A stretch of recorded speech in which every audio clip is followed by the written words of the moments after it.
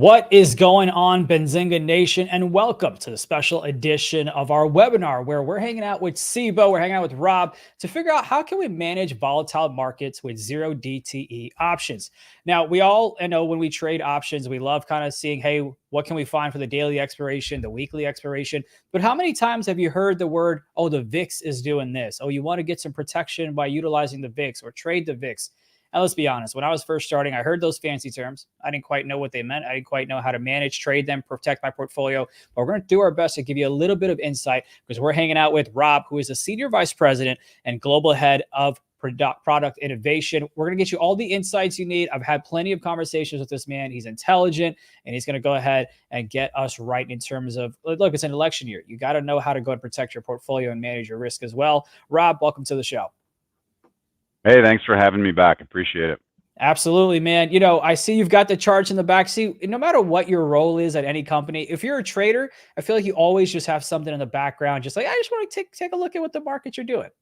Absolutely. Yeah, always watching. Well, we launched some new products this week, taking a look at, I guess the S&P selling off here, the VIX ticking up, just always trying to stay connected. Well, look, I am in Atlanta, so the weather isn't looking pretty. I hope the folks in Florida, hope you guys are staying safe. So there's volatility everywhere, whether it's in the markets, the weather, life, whatever the case is. Can't fix Mother Nature, but we can go ahead and talk about VIX here.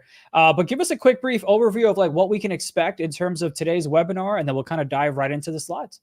Sure, absolutely. Being an exchange, we can't give investment advice. So I thought we'd do, more of a little show and tell today. We got a ton of different slides that we can flip through. Don't need to get through all of them. But really, they're kind of giving you insight into what we're seeing in both the options market as a whole and then zero DTE in particular. Well, I'll tell you what, I always get geeked up when I get to bring out my printer for all your slides. So I'm excited, man. Let's go ahead and put your slides up and we can kind of talk through some things. You've got some folks saying, hey, and you learn about options. Well, here's the best way to put it, right? Rob is going to give you the facts. And then me as a trader, I'm going to go ahead and chime in with a couple of insights and experiences that I've had to go ahead and trade in these markets. Doing it for about 5+ years. But yeah, the show's all yours, man. I'll follow your lead. Awesome. Let's jump right in. So I thought we'd kick things off with this slide. I think it's good to show kind of a history of the options growth across time. And so you can see where the volumes were pretty stagnant for the first, call it 25, 30 years since options were introduced, but then really start getting interesting around the financial crisis, and makes sense, right? Options are used a lot to hedge, and what better time than to start using options then? And so we really started to pick up, and then by 2024, we've set a record estimated almost 12 billion options that will trade this year. And this will be, as you can see from the chart, our 5th record year in a row. So utility of options by investors obviously continues to grow. What I love that you said there is options used as a way to like protect your portfolio and to like hedge. Nowadays, as a retail audience has gotten more and more integrated, in my opinion, and also as a user itself, it's also used as a directional vehicle to kind of get some gains and not just to protect portfolios, whether you're long or short as well. So, I mean, you want to talk about how the industry has grown and where that volume has come in. To me, It also seems like it's from the retail audience and different ways to use those options as well. Absolutely. And this slide starts to get into some of that. It's a little bit more of a granular breakdown of what products what products are trading and where. And so as you can see, the lines are all trending in the same direction, up and to the right, with the biggest jump happening, pretty much around the COVID outbreak. What's been amazing to see in the growth is index options in particular, which have grown. You can see kind of the boxes on the right-hand side, which have grown 18% over the past 5 years. A big reason for this is the introduction of daily expirations, or as everyone's been referring to it, zero DTE, which we'll get into in a couple of slides. But with, really the introduction of more expirations, and more importantly, expirations every day of the week, it's not surprising to see the average duration of trades has also shortened. So on this slide, the green bars represent the average daily option volume that's trading greater than 1 week, and the blue or dark blue bars are daily option volume trading under a week to expiry. And so as you can see, that overall shift between, call it 2021, 2022, and it continues to grow today. And now the charts on the bottom break it out by product. So index, ETF, single stock volumes. And as you can see, the products where there are daily expirations available, mainly in the index and ETF space, are even more tilted in trading in that under 1 week to expiration.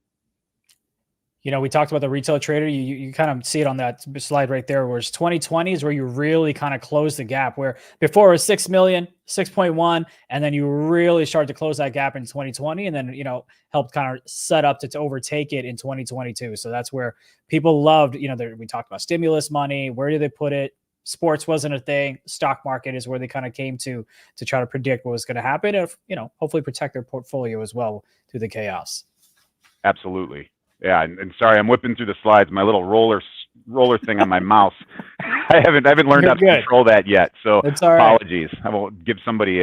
We can't talk about volatility in the markets without having volatility. Yeah, without slide volatility. Apologies. So on this slide, I also like to call out, because this is our overnight session. And while it might not be applicable to a ton on the call, it just starts to also show how people are coming into the overnight session from, you know, what we see as outside of the US. Yeah. And so these are the three products that we track closely. This chart's made up of SPX, VIX, and XSP, which is our mini SPX product. And 88% of the volume that you see on this chart is represented by SPX. And so as you can see in the overnight session, more and more people have been trading in the overnight session. And then once you get into the overnight session, as you get closer to the open, people are starting to position, especially from overseas. Everybody's coming in. Let's get ready for the trading day. All right. On this one, real quickly, you know, we often get this question a lot, which is not only execution size, but basically as trading volume has gone up, we've steadily seen, as we've introduced more expirations, the overall decrease in execution size. So if you were to look back 15 years ago, you'd see an average trade size of, call it, about 20 to 25 contracts. Now in 2024, we're hovering much closer to, call it, that 5 to 10 contract range. Now, this can be somewhat attributed to the rise in retail trading options, you know, individual investors, smaller account sizes, trading smaller size but more frequently. But as an exchange, we're excited by the continued increase in options usage. We've already touched on it today a little bit. So something we think that will continue to grow. Many retail broker platforms are still really reporting less than 10%, and in some cases even less than 5% of their platforms users trade options. And so we're excited to see this trend going up and to the right.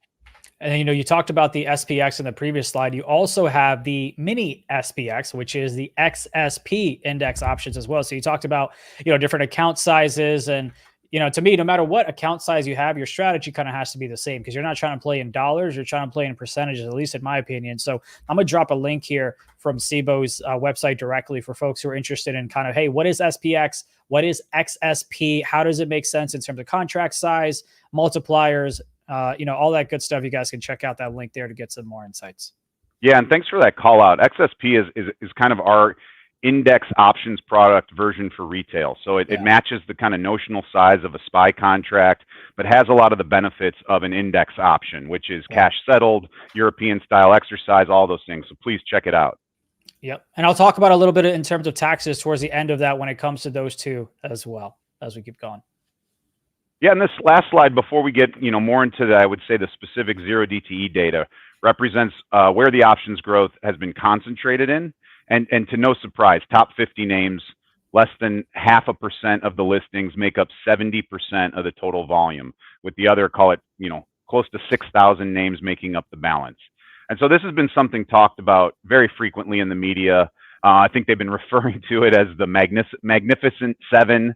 So those top 7 stocks driving a huge portion of the trading volume. It's also important to note that this chart that you're seeing is not notionally adjusted. So if you were to look at this in premium terms, SPX would be clearly at the front. It's a massive contract, a lot of volume there. This is just pure outright volumes, so contract volumes that are trading. It's also a reason, and I'll make a call out, we've been getting more and more increased interest in the S&P equal weight index.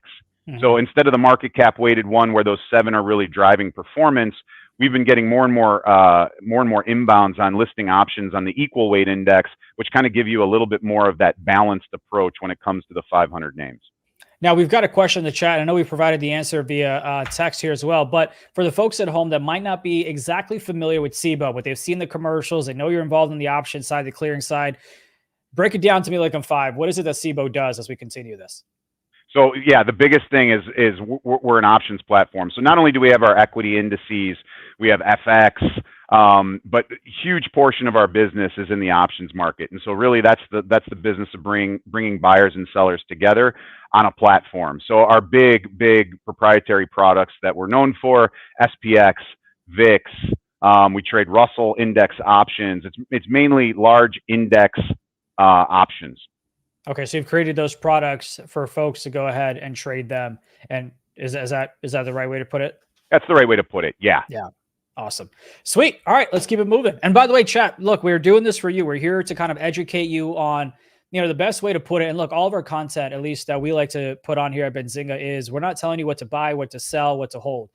We're telling you, hey, here's what's happening in the markets. Here are the tools and resources that you can utilize, and here's how they work. And then you make your educated guess and you do your own due diligence to see what works best for your risk management, your portfolio, and your lifestyle as well. So keep them coming. The questions, we're doing this for y'all. We'd love to go ahead and bring on those questions as they come. But all right, let's keep it moving.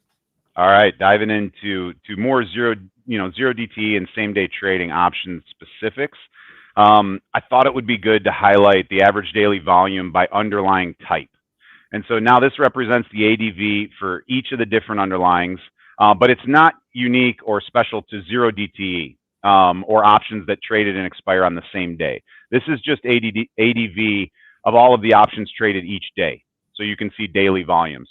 And as you can see, both index and ETF options have been steadily gaining momentum. While single stock options, call it, maybe peaked around the COVID outbreak and have been fairly steady ever since. But the index and ETF have been steadily chugging along, and we think a big portion and reason for that is this kind of zero DTE or daily expiry. Yeah, I remember when I was trading, you guys had weekly, right? Or it was monthly, then weekly, so every Friday. So I knew that, hey, Thursday night football was good, but now it's Friday expiration day trading. You know what I mean? But then you guys went ahead and innovated, and you had Monday, Wednesday, Friday. Then, of course, you saw the trend, you saw what was happening, and then you guys now have dailies as well on the SPX that I've been able to kind of take advantage of here and there. So you can kind of see the trend, the innovation on that side of things from Cboe. Yeah, exactly. I think it was 2016 we introduced weeklies. So you were getting, instead of that third Friday of the month, you were getting every Friday of the week. Yeah. And then in 2005 were weeklies. I want to say 2016 were Monday, Wednesdays. So then you could trade Monday, Wednesday, Friday of every week. And then, in April of 2022, we rounded that out and introduced Tuesday, Thursdays. So as you mentioned, now every day of the week, you have an option expiring that you can trade. And so this next slide does a great job of highlighting the impact of adding those Tuesday and Thursday expirations in SPX. So as I mentioned, in April 2022, Cboe introduced those expirations. And I think at the time, no one fully appreciated the impact this would have on the market. I mean, it made sense. We had, at that point, option expirations Monday, Wednesday, Friday. Why not round out the suite and add Tuesday, Thursdays? However, I don't think anyone thought it would lead to more than doubling of SPX volume in, call it, 18 months. We went from, call it just under 1.5 million contracts a day to around 3 million contracts a day now in 2024. And I've often used the analogy, and some may disagree, but it's kind of like you build trucks, right? And your customers come to you and you say, hey, I want air conditioning in the truck. And as a truck builder, you're like, yeah, man, that makes sense. Why not? Everybody wants to be cool when they're driving. We're going to add air conditioning to the truck. And so you put it in, and all of a sudden your truck sales double. And you're like, wow, had no idea air conditioning would have that impact. Just made sense, but we're obviously thrilled by the growth we've seen. Yeah, I love it. On this one, I think it's important to kind of anchor people to what zero DTE is versus what it's not. And the biggest that I've told people time and time again is this is not a new product that Cboe launched. Options on SPX have been around for decades. We've been talking about it. We introduced Tuesday, Thursday expirations, making options that expire every day of the week available for trading But once again, this just wasn't a new product. There were daily expirations once a month, then once a week, then 3 times a week, and now they're every day. So there's been that progression. But I think when 0DTE was first getting referenced, everybody, we had a lot come to us say like, oh, what new product did you launch? It's really not new. It's been there. Daily expirations are also offered in a number of different products. Obviously, we focus on SPX and Russell and XSP. Those are our big prop products, but you can see on the chart here, they're offered in other underlyings. So it's not just SPX where they're offered. Yeah. And while it's been heavily debated, in our opinion, the one I like to call out is number 4 on the fact, there's no real evidence of 0DTE options having an impact on market volatility. Now, I always give the caveat, we continue to run analysis. We continue to look at 0DTE options, how they're trading, how they're impacting the overall market. But at least as of right now, there's no link to them adding more volatility. And actually, at the end of this whole thing, I have a couple of slides that kind of visually show that there's really been no increased volatility due to having shorter dated expiries. And so I'll stop there. Zina, anything from this chart that you want to call out, or any questions you have on any of these that sit out there? I remember during the COVID years as well, USO was something that a lot of folks traded, including myself. So I think it's great to kind of highlight a couple of the tickers at number 2 and what they might be. Obviously, I can see you've got gold, silver. Is that TI? Those are the bonds, TLT? TLD is the 20-year Treasury ETF. And then I know what USO is. What is the UNG? Gas. Okay, gotcha. So it's not just the markets in terms of the SPY that you guys cater to. You also have other ways to kind of get exposure for traders to trade those markets, it seems, as well, in terms of gas, in terms of gold, silver, bonds, all that stuff there. Because, I mean, I know a lot of times folks are like, oh, the 20-year yield did this, the auction did that. Those charts there on the TLT side and others is a way to kind of see, okay, here's what's happening, which is why the market may be reacting in a certain way. That's right. That's right. And I think, as you see this and as you see those names, there's been demand for expanding those names. And I think the market continually is trying to digest, is that available? One thing from our standpoint, cash settled index products settling every day are very clean. Because you're settling into cash, you're not rolling into an underlying stock. You then don't have to close out or do something with that stock. You just settle into cash. So having daily expiries are very clean. And therefore, I think they've been very successful in those underlyings. As we look to potentially expand the universe, like, we take all of those things into account. How does clearing get impacted? How do daily, whether it's on an individual name, some sort of earnings announcement, some sort of dividend announcement, how does that impact a daily option? Like, all of those things have to get taken into account. But the industry is currently, I would say, very actively analyzing that to find out what's next in the world of 0DTE. Yeah. And then again, for, folks that might have a smaller account or are trying to get into index trading, 0DTE trading, but you want to not have as much volatility, but still learn some strategies, check out the XSP one. Again, it's what I've used sometimes. I still use it if I want to, get a piece of something, but I'm not too confident, especially if the Fed is talking on a Wednesday and different scenarios like that. I think that's something that a lot of people may not know about, and something for them to kind of look forward to as well. You got a question in the chat. I'm not exactly sure if you can answer this or not, but it was the question was, why were 0DTEs ever introduced? Any insights on the reason behind that? Yeah, great question. They were mainly introduced because our customers came to us and said, hey, would you round out the option suite? We have Monday, Wednesday, Fridays. There are events that take place on Tuesdays. The granularity of having options every day of the week would help me better manage my portfolio. Would it be possible to introduce Tuesday, Thursdays? And for us, like I said, it was a fairly easy thing to add. We already had the infrastructure. We just had to add those next 2 days, and then we had to make sure liquidity providers were ready to be able to quote them. And the whole market rallied behind it. And as I've shown, volumes have gone through the roof. Well, you know what else is on a Tuesday? November 5th, election, right? So again, we've talked about the volatility there. And so while people are voting, while you're watching the news on Fox, CNN, or whatever your preferred choice is, you can go ahead and try to trade the markets in that way as they are open as well. Exactly. All right, moving on. This slide's always been one of my favorites to show the growth of 0DTE and really put it into perspective. It's the dark blue boxes at the bottom that everyone should focus on. As of 2016, 0DTE accounted for, roughly call it 5% of SPX option volumes. This has jumped to 45% year-end 23, and it's only crept higher in 24. I think we're closer to 47% right now. Mhm. So let's put some actual numbers to that. 2016, I think SPX ADV was around 1.2 million contracts a day. 5% of that would have equated to, call it 60,000 contracts that traded each day. In 2024, SPX is averaging around 3 million contracts. And so call that 47%, like I mentioned, is 0DTE. That's 1.4 million contracts a day that are getting initiated and settled on the same day. So that's more than the SPX total ADV in 2016, just in 0DTE, which to me is amazing to see that kind of growth in what many referred to as a mature index product. You know, SPX has been around for over 35 years. And so that's also important to note. And I always like to say that doesn't mean non-zero DTE volumes haven't grown with it. It's just they haven't grown at the staggering rate that zero DTE has. All the volumes have gone up, but it's just zero DTE has now just taken up a much, much bigger chunk of the pie.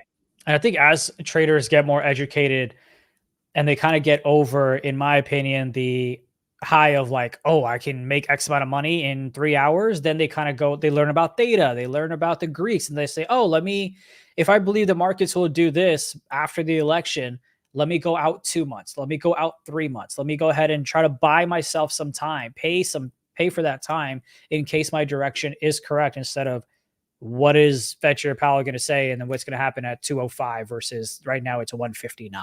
You know, That's so right. like you said, folks are intrigued by the, hey, here's what's happening, zero DTE, but on their options broker, they also see, oh, wait, what are these other dates? Oh, if I pay this, I can get this much time for this move to happen, right? So I think education kind of becomes that component aspect there as well for them.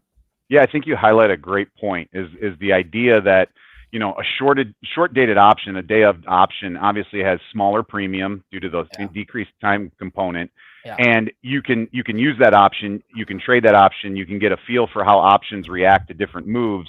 And then, like you said, when you get more comfortable with using options, you start to expand that. You can start building a more robust portfolio, extending them out in time, hedging, you know, earlier around events. Yeah, I love the way you put that.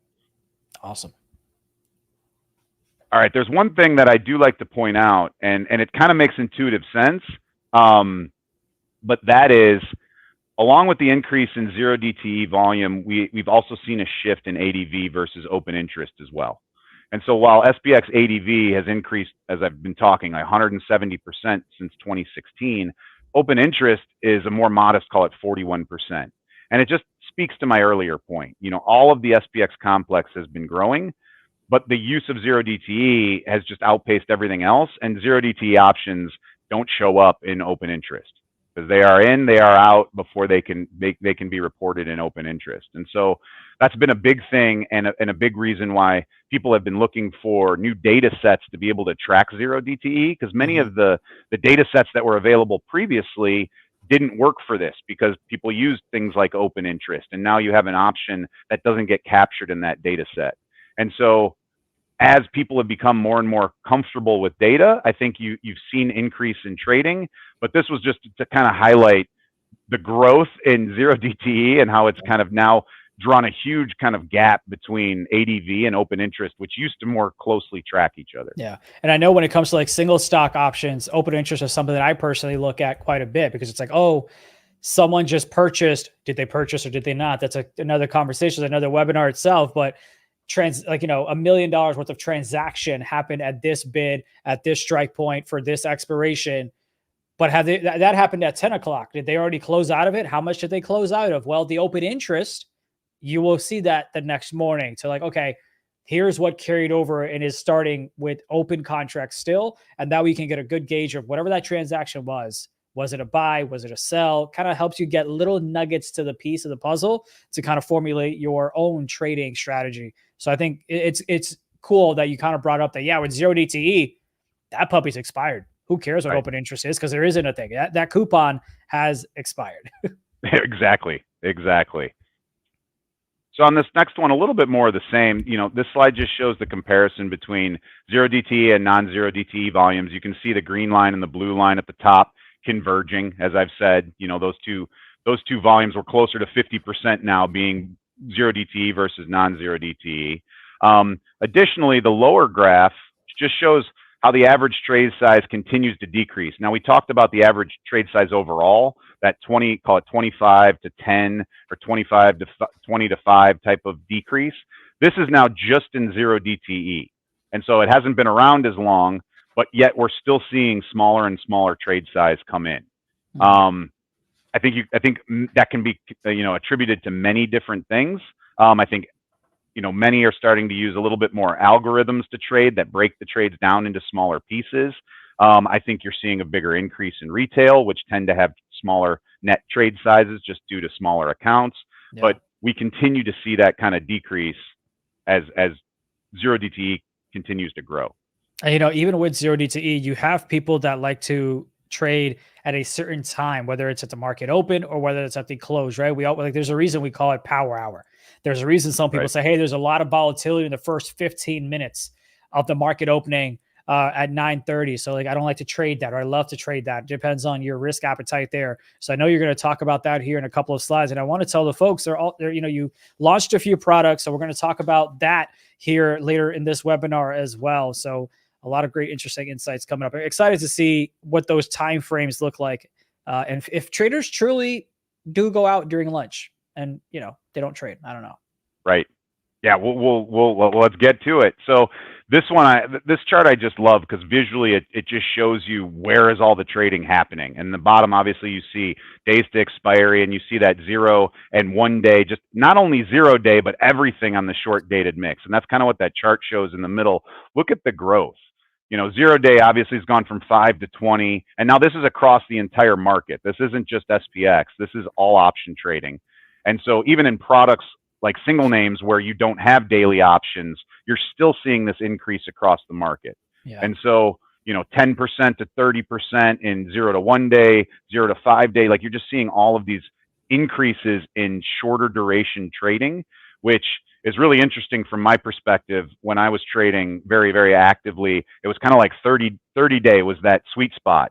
And now 30 day is an eternity away when you start to look at what these numbers show. Yeah. Like whether you want to blame TikTok, Snapchat, whatever, instant gratification, short attention span.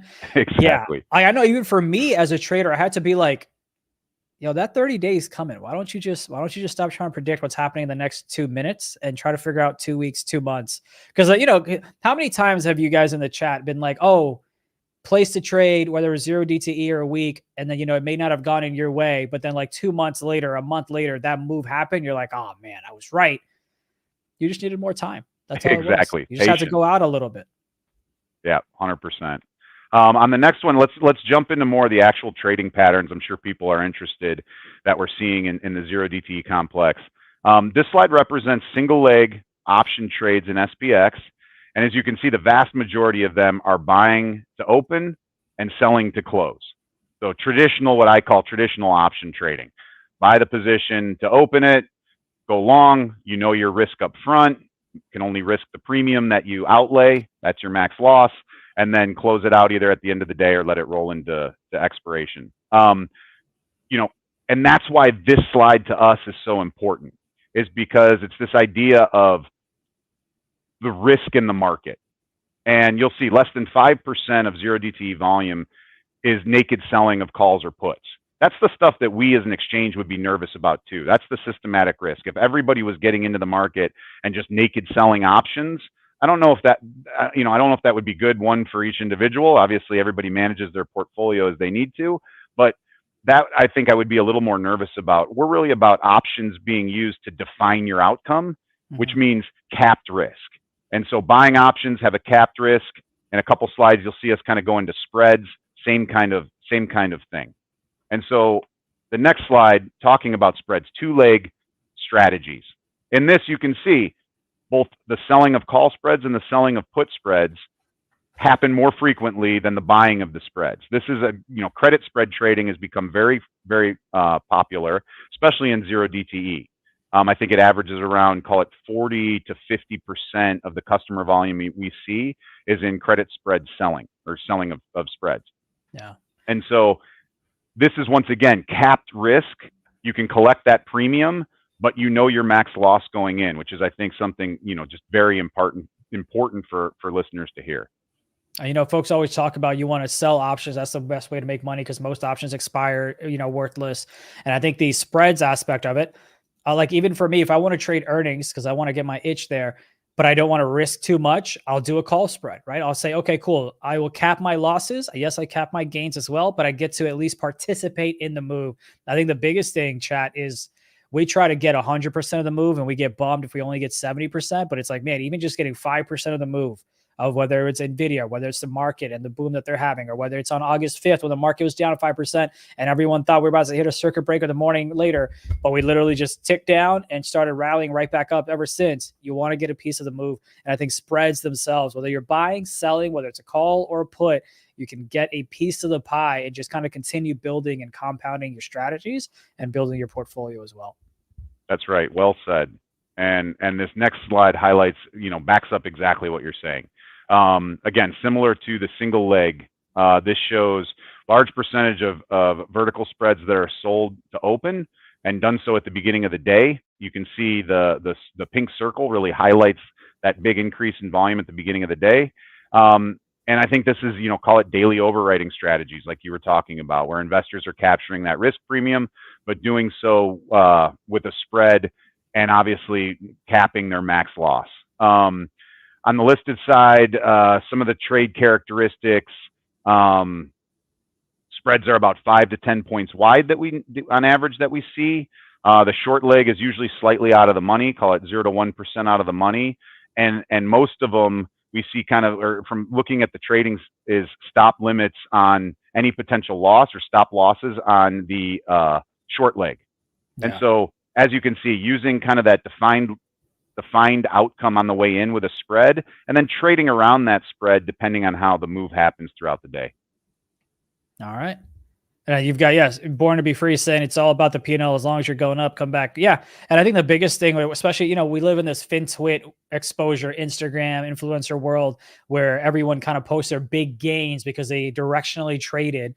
And that is sexier than, hey, here's a consistent 1.5%, 2% I make every single week by selling these premiums or selling these options that, they don't get the likes, they don't get the engagement, but they have that consistency to kind of build your portfolio. And, I don't know if hedge funds are always just buying millions and millions and millions. I think they're also, selling and taking advantage of the premiums there.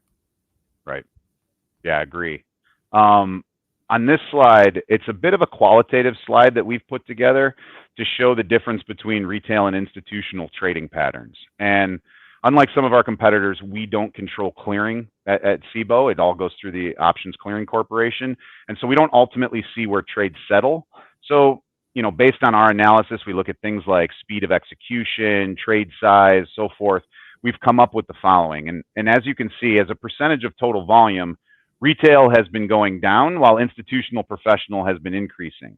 Now, I think it's important to note when you look at this, we don't necessarily feel retail is going down. It's more that institutional has been growing faster at this point, and thus retail is making up a smaller percentage of the overall market.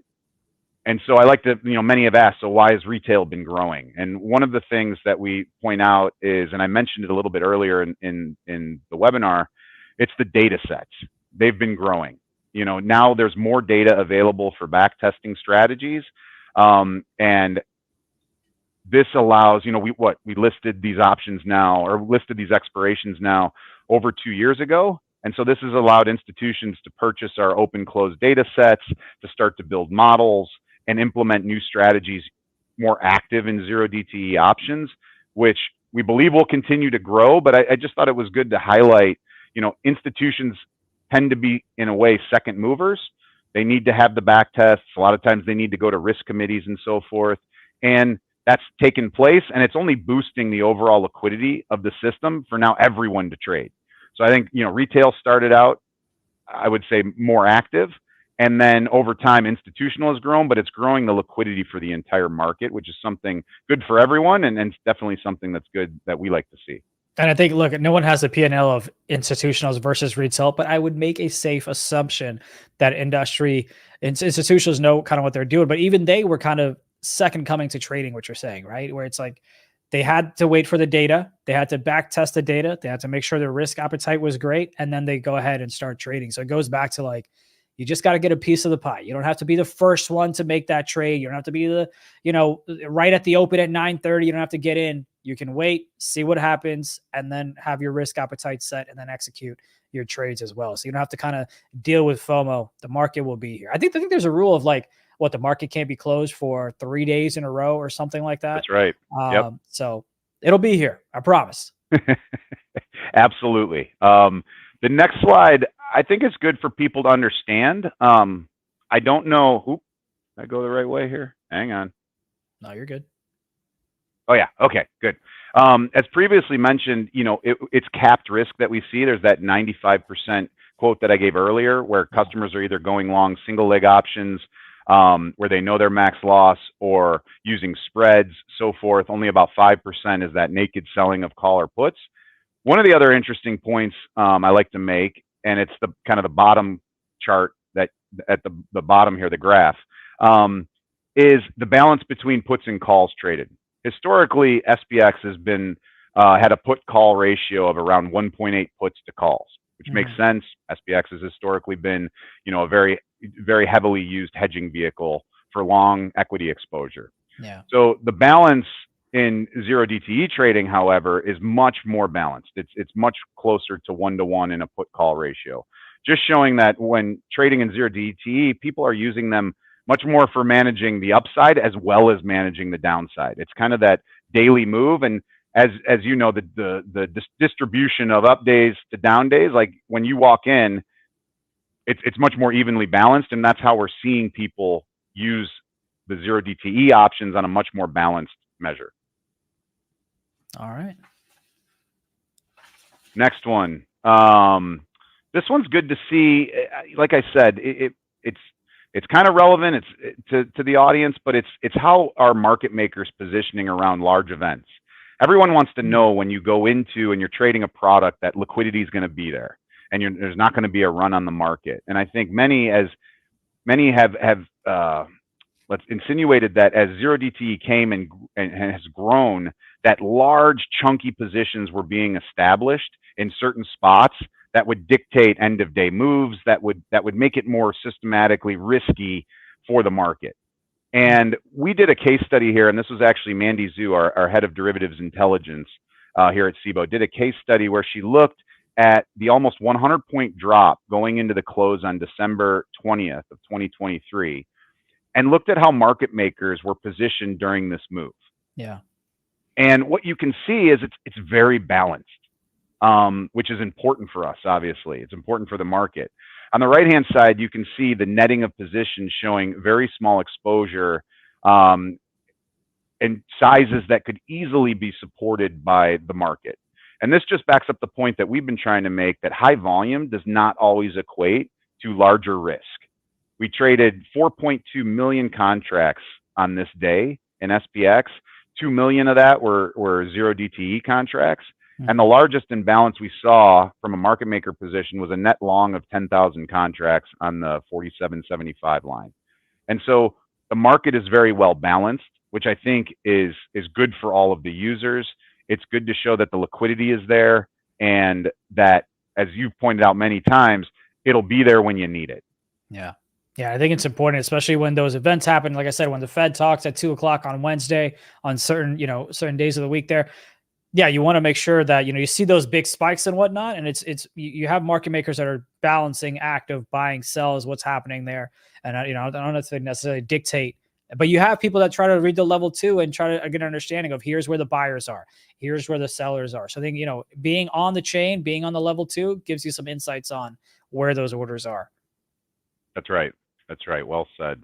The last slide on the zero DTE stuff that I have, this one looks at a few different metrics trying to determine if, in fact, SPX has become more volatile after the introduction of daily expirations. As you can see in the upper left chart, the comparison of close-to-close volatility and intraday one-month volatility sits right at the long-term average. No sizable increase or trend since the introduction of Tuesday, Thursday options. And then additionally, the chart in the lower right, we looked at the number of 2 sigma moves in the S&P 500, both intraday as well as the last hour of trading, just to see if there were increases. And as you can see, like the numbers really haven't moved. If anything, they've gone down.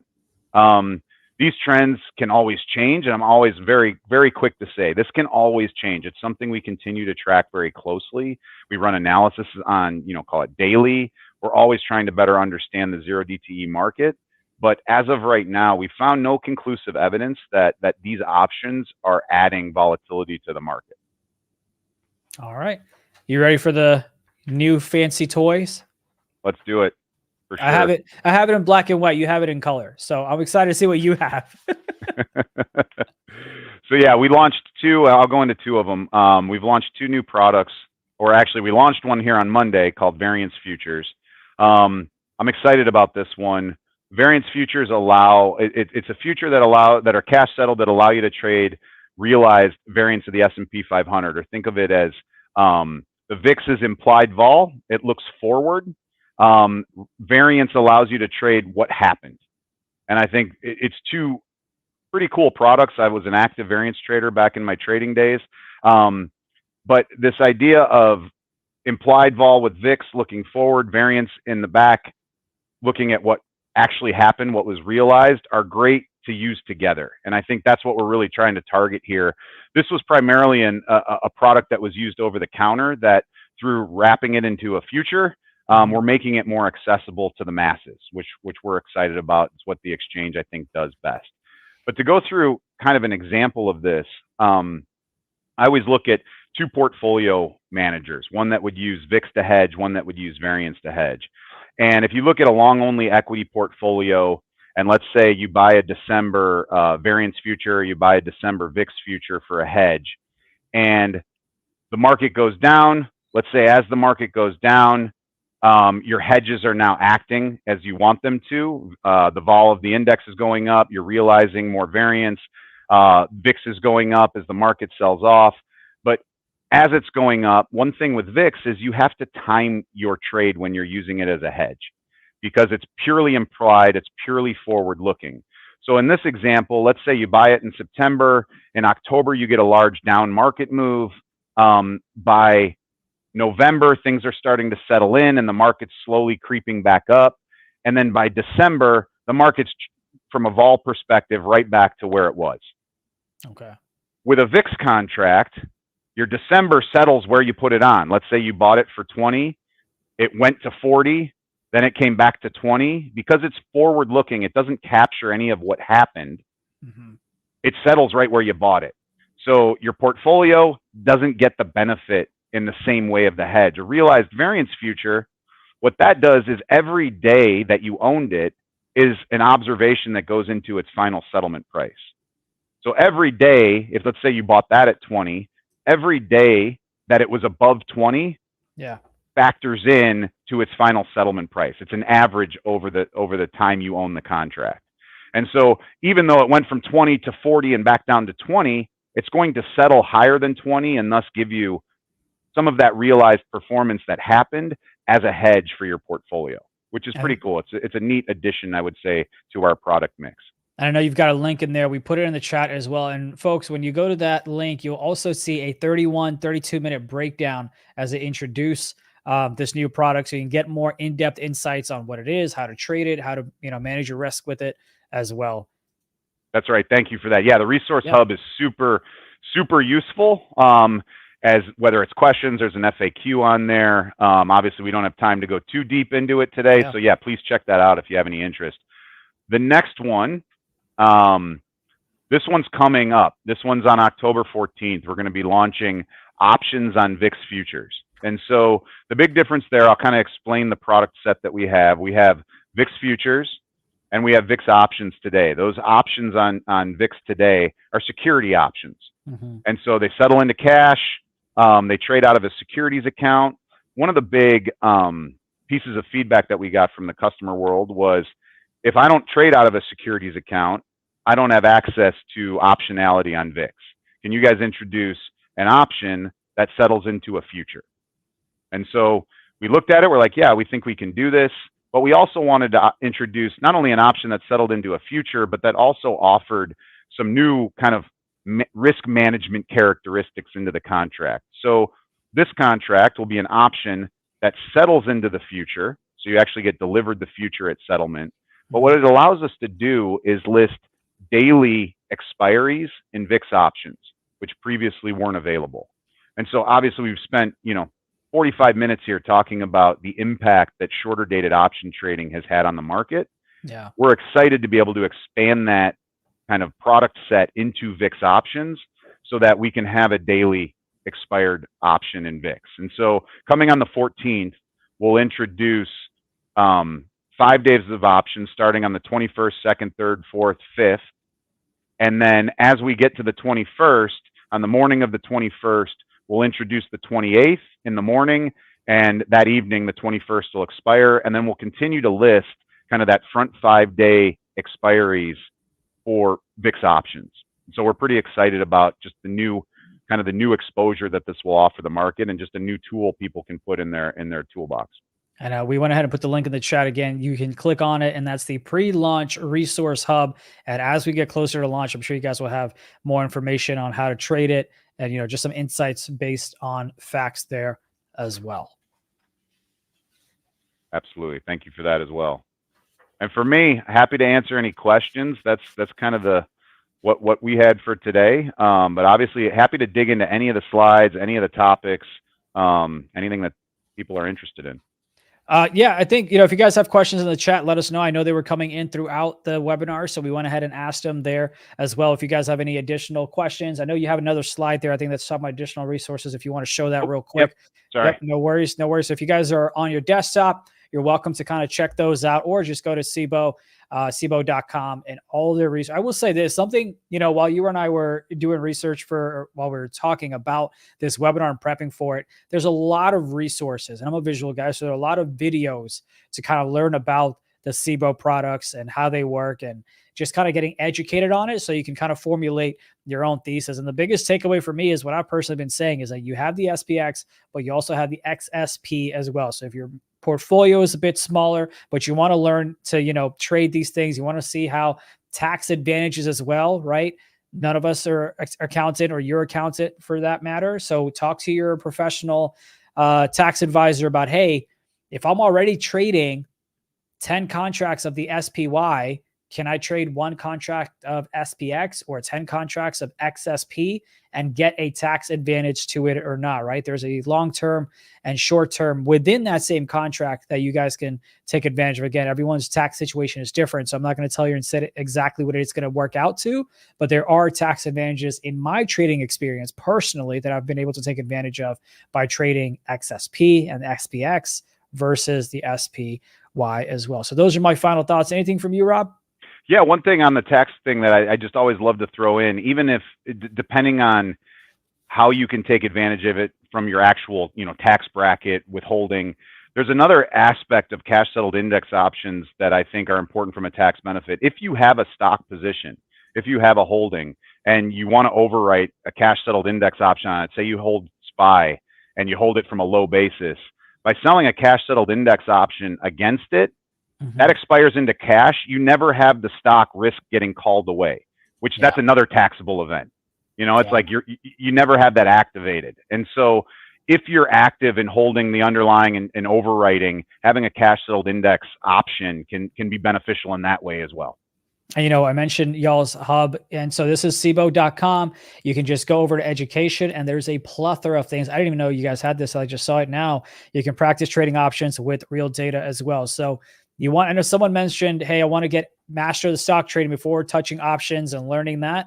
There are plenty of resources to get educated on the Cboe products, and also on how you can utilize their risk management tools and kind of protect your portfolio there as well. Rob, thank you so much for your time here today, man. I really appreciate it. Yeah, absolutely. Love being here. Thanks for having me on the show. You got it. Good luck with the charts. Hopefully you don't, but let me ask you this real quick. Just as a trader, when you first started trading, did you just stare at the charts the first time you took a position? Yes. Because I did that in college. It wasn't just when I started trading. You stare at it no matter what, and it's like your mind can will it to go the direction you want it. But yeah, that doesn't work. Dude, I was in college and I purchased Apple shares. It was one, I don't know why I said shares like I was a baller. I bought one share. It was $551. And I remember during class just staring at it go dollar up, dollar down. And to me, I'm like, yo, that's like a Rice Krispie. Like, I don't know what's happening here. You know what I mean? So I've come a long way. You've come a long way. Trading markets, they've come a long way as well. But yeah, thank you so much for your time here, man. Appreciate it. Yeah, thanks for having me. You got it. All right, chat. We hope you enjoyed that. It's always great to, again, provide you all with tools and resources and education on how you can see what's happening in the markets, understand it, and kind of figure out your risk appetite as well, to protect your portfolio, protect your gains, and all that good stuff. Check out Cboe.com. Plenty of options, knowledge, education stuff there. And we thank you for watching this special webinar with Cboe on managing volatile markets with zero DTE options. We'll see you next time.